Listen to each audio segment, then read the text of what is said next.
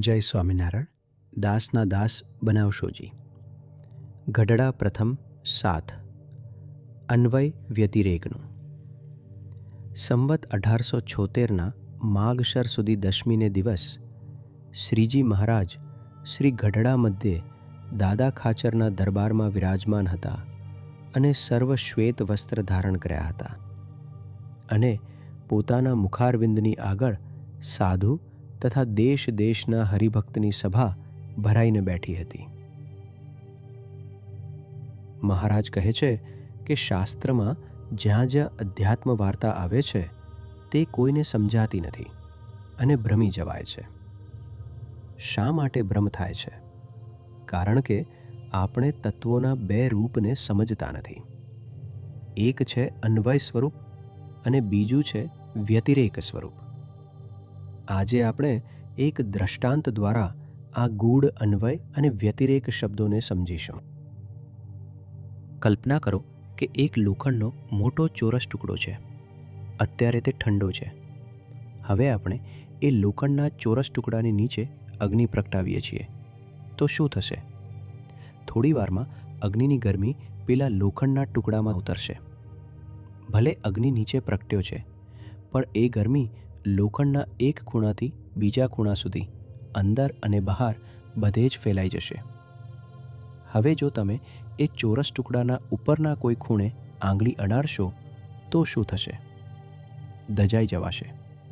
તમને ત્યાં અગ્નિનો અનુભવ થશે. અગ્નિ ત્યાં દેખાતો નથી પણ ગરમીના રૂપે તે લોખંડના ચોરસ ટુકડામાં આવી પડી છે.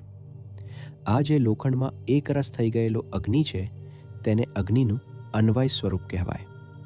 અન્વય એટલે તેમાં ભળી ગયેલું વ્યાપક થયેલું રૂપ. પરંતુ હવે જરા નીચે જુઓ. જે અગ્નિ લોખંડને ગરમ કરી રહ્યો છે તે અગ્નિ પોતે તો નીચે અલગ જ છે ને. તેની જ્યોત અલગ છે, તેનું તેજ અલગ છે. એ અગ્નિ લોખંડ નથી થઈ ગયો, એ લોખંડથી જુદો છે. આ જે અલગ મૂળ કારણરૂપ અગ્નિ છે તેને કહેવાય અગ્નિનું વ્યતિરેક સ્વરૂપ. વ્યતિરેક એટલે અલગ, પૃથક અને સ્વતંત્ર, સત્તા માત્ર અને સ્વરૂપ સ્વભાવે ઉષ્ણ. હવે આ દ્રષ્ટાંતને થોડું ઊંડું ઉતારીએ. ધારો કે પેલો લાલચોળ લોખંડનો ટુકડો છે. તેના પર આપણે જોરથી હથોડાના ઘા મારીએ અથવા તેને ટીપીએ તો શું થશે? લોખંડનો આકાર બદલાઈ જશે. કદાચ તે ચપટો થઈ જશે. પણ શું અંદર રહેલા અગ્નિને વાગશે? શું અગ્નિ કપાશે? ના, અગ્નિ તો અસંગ છે. લોખંડને ટીપવાથી કે કાપવાથી તેમાં અન્વયપણે રહેલા અગ્નિને કોઈ જ અસર થતી નથી. હવે બીજી બાજુ જુઓ. જો નીચેથી અગ્નિ ખેંચી લઈએ અથવા હોલવી નાખીએ તો શું થાય? પેલું લોખંડ જે લાલચોળ હતું તે ધીરે ધીરે ઠંડુ પડી જશે. લોખંડનો એ ચોરસ ટુકડો પાછો કાળો અને ઠંડુગાર થઈ જશે. કેમ? કારણ કે અગ્નિએ પોતાનું અન્વયપણું પાછું ખેંચી લીધું. બિલકુલ આવું જ આપણા શરીરનું છે. આપણું શરીર એક નાનું ક્ષુદ્ર બ્રહ્માંડ છે. સૌથી પહેલાં જીવની વાત કરીએ. આપણે બધા કહીએ છીએ કે હું આ શરીર છું. મહારાજ કહે છે કે સ્થૂળ, સૂક્ષ્મ અને કારણ આ ત્રણ દેહમાં જીવ એકાત્મપણે વર્તે છે. જાણે દેહ અને આત્મા એક થઈ ગયા હોય તેમ લાગે છે. આ જીવનું અન્વય રૂપ છે. પણ સત્ય શું છે? જેમ અગ્નિ લોખંડથી જુદો છે તેમ જીવ આ ત્રણ દેહથી પૃથક, સત્તા માત્ર અને ચેતન છે.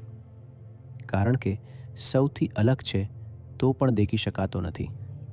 સત્તા માત્ર અને ચેતન છે.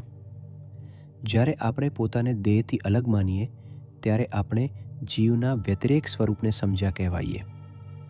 તેવી જ રીતે ઈશ્વર, જેમ કે બ્રહ્માદિક દેવો, તેઓ વિરાટ, સૂત્રાત્મા અને અવ્યાકૃત જેવા વિશાળ શરીરોમાં અન્વયપણે વર્તે છે.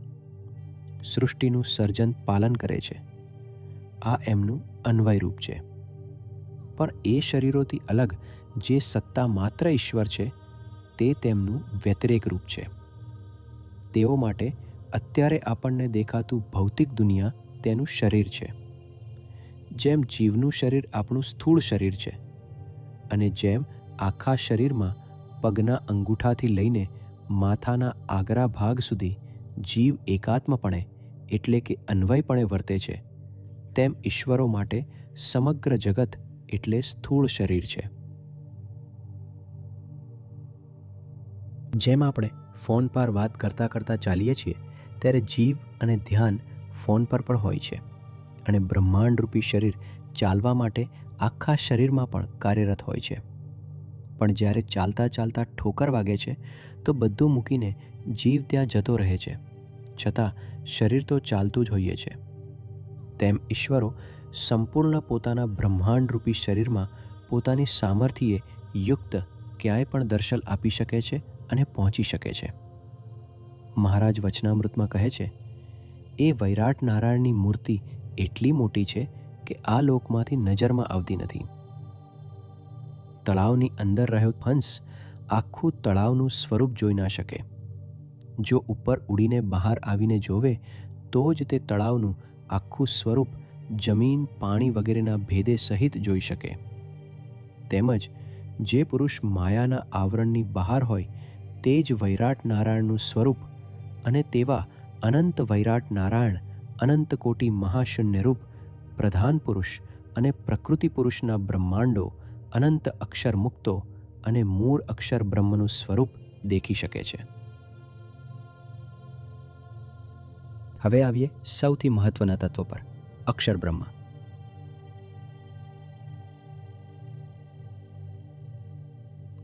મહારાજ કહે છે કે માયા અને માયાના કાર્ય એવા અનંત કોટી બ્રહ્માંડોમાં જે વ્યાપકપણે રહ્યા છે તે અક્ષર બ્રહ્મનું અન્વય સ્વરૂપ છે. જેમ પેલા ચોરસ ટુકડાના ખૂણે ખૂણે ગરમી વ્યાપી ગઈ હતી, તેમ અનંત કોટી બ્રહ્માંડમાં અણુએ અણુમાં અક્ષર બ્રહ્મની શક્તિ વ્યાપક છે. મહારાજ આગળ કહે છે, એ સર્વથી વ્યતિરેક સચ્ચિદાનંદપણે જે અક્ષર બ્રહ્મને કહેવા તે એનું વ્યતિરેકપણું છે. વ્યતિરેક એટલે મૂર્તિમાન સ્વરૂપ, શ્રીજી મહારાજની સેવામાં રહેલું. તે અનંત કોટી બ્રહ્માંડોથી પર છે, માયાથી પર છે અને સદાય સાકાર છે. આ મૂર્તિમાન વ્યતિરેક અક્ષર બ્રહ્મ એટલે સાક્ષાત અનાદિ મૂળ અક્ષર બ્રહ્મ શ્રી ગુણાતીતાનંદ સ્વામી. તે અક્ષરધામ મૂર્તિમાન પણ છે અને મહારાજ સાથે આ ધરતી પર આવે છે. અને છેલ્લે સર્વોપરી તત્વ પૂર્ણ પુરુષોત્તમ નારાયણ શ્રીજી મહારાજ કહે છે કે જીવ, ઈશ્વર, માયા અને અક્ષર બ્રહ્મ આ બધામાં જે અંતર્યામીપણે અને નિયંતાપણે રહ્યા છે તે ભગવાનનું અન્વય સ્વરૂપ છે. ભગવાન આખી સૃષ્ટિને અને અક્ષર બ્રહ્મને પણ અંદર રહીને ચલાવે છે. ભગવાનનું વ્યતિરેક સ્વરૂપ એ સર્વથી પૃથકપણે કરીને પોતાના અક્ષરધામને વિશે તે જ પ્રકાશમય બ્રહ્મજ્યોતિ તેને વિશે રહ્યા છે. એટલે કે ભગવાન સદાય સાકાર છે, મૂર્તિમાન છે અને સર્વના સ્વામી છે. અને એ પરબ્રહ્મનું વ્યતિરેક સ્વરૂપ એટલે સર્વાવતારી પ્રગટ પૂર્ણ પુરુષોત્તમ શ્રી સ્વામિનારાયણ. જે મહારાજ ગઢડામાં દાદા ખાચરના દરબારમાં બેઠા છે, અન્વય રૂપે તે બધાના આત્મામાં અખંડ સાક્ષી રૂપે રહ્યા છે, પણ વ્યતિરેક રૂપે અક્ષરધામમાં રહ્યા થકા સ્વતંત્રપણે ભક્તોના કલ્યાણ માટે જે તે લોકમાં પ્રગટ થાય છે. અને આ યુગમાં તો એ જ પૂર્ણ પુરુષોત્તમ નારાયણ પોતાના અક્ષરધામ અને મુક્તે સહિત અહીં પૃથ્વીલોકમાં પધાર્યા છે. જય સ્વામિનારાયણ. દાસના દાસ બનાવશોજી.